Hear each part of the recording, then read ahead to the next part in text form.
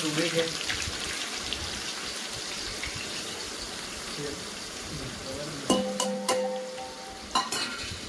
અને ડુંગળી ન કહેવાય, આને કાંદો કહેવાય. આજના બ્લોગમાં તમારું સ્વાગત છે. આજે બને છે પુલાવ. જો પ્લાનિંગ કેવું છે, આ મૂક્યું છે ફ્લાવર છે, વટાણા છે અને બટાકા છે, જેને બાફવા માટે કે અંદર કોઈ જીવડા હોય તો બરાબર અને થોડા સોફ્ટ થઈ જાય. તો બને રહો પૂરા બ્લોગની અંદર. આજે આપણે બનાવીશું પુલાવ, તમને બતાવીશું કેવી રીતે પુલાવ બનાવે છે. અને આજે અમારી પાર્ટી છે, ખરેખર તો વેજીટેબલ પાર્ટી છે એને આખા બ્લોગમાં બન્યા રહેજો. તો ચોખા બાફે છે, ચોખા બાફે છે. ચોખા માટે આંધણ મૂક્યું છે, જેમ આંધણ એટલે તપેલું મૂક્યું છે. એની અંદર પાણી ગરમ કરવાનું છે. તો તપેલું ગેસ પર ચડાવી દીધું છે. હવે પાણી અંદર રેડે છે.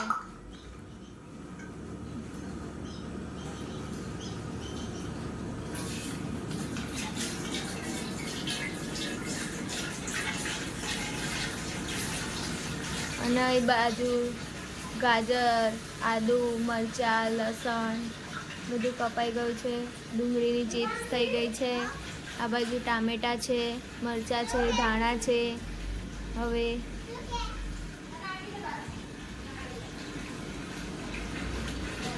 પાણી અંદર જુઓ તમે.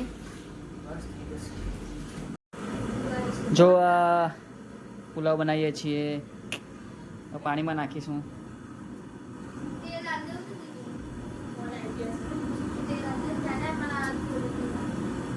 બરાબર.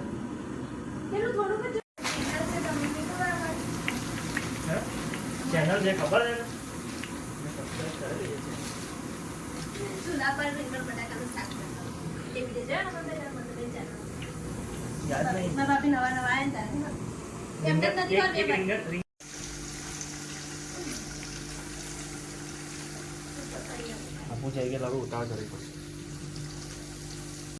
ફ્લાવર છે ફ્રાય થઈ ગયું છે. બસ હવે ચાલુ છે પુલાવ બનાવવાની પ્રોસેસ. આ લોકો વાતો કરે છે, લોકો કામ કરતા નહીં, વાતો કરે છે. જો મિક્સરમાં પીસાય છે, આ લસણ પીસાઈ ગયું છે. મજા આવશે, આખો બ્લોગ જોજો. આ કાજુ ફ્રાય થાય છે, જોઈ શકો છો. કાજુ ફ્રાય થાય છે. આ ડુંગળી ફ્રાય થઈ ગઈ છે. આ ફ્લાવર અને બટાકા ફ્રાય થઈ ગયું છે. ગાજર ફ્રાય થઈ ગયું છે. શિમલા મરચાં બાકી છે. દાડમ ફોલાય છે. બધું રેડી જ છે તપેલામાં. હવે આ ચોખા છે ધોઈ રાખ્યા છે અને નાખીશું. બરાબર, તમે જોજો આખો વિડીયો. આમાં ચોખા નાખ્યા છે, જુઓ. બસ પછી ખાલી વઘાર કરવાનો બાકી છે. પછી આખો વઘાર તમને બતાવું હું. ચોખા કાઢી દીધા છે. હવે તમે જોઈ શકો છો આ ચોખા. આ વઘાર કર્યો છે પુલાવનો. બરાબર, તૈયારી છે બનવાની. બન્યા રહેજો. તેલ, પત્તા, તજ, બાંધિયા, જાવંત્રી એ નાખીને એનો વઘાર કરીએ છીએ.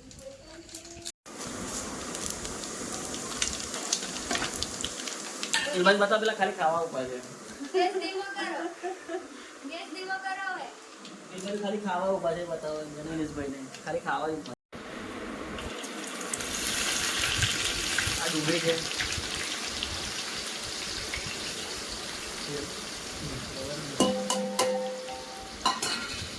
અને ડુંગળી ન કહેવાય, આને કાંદો કહેવાય. આદુ અને લસણની પેસ્ટ છે. તો મસાલા બધા મૂકી આવે.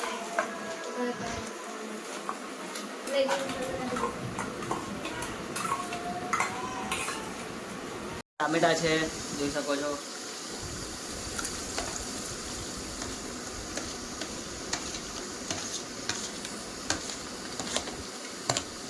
અંદર બતાવો ટામેટા નાખ્યા. ફ્લાવર અને બટાકા જે ફ્રાય કર્યા હતા એ.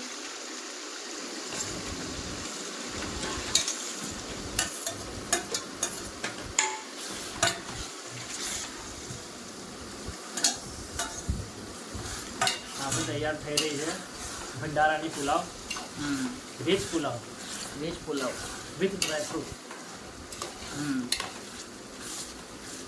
ધાણા જીરું છે પાવડર અને હળદર છે, બરાબર નાખીએ તો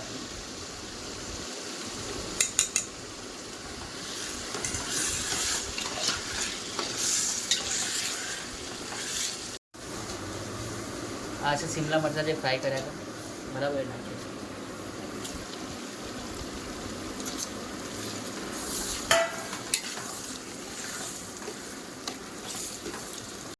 આ છે વેજ પુલાવ મસાલો.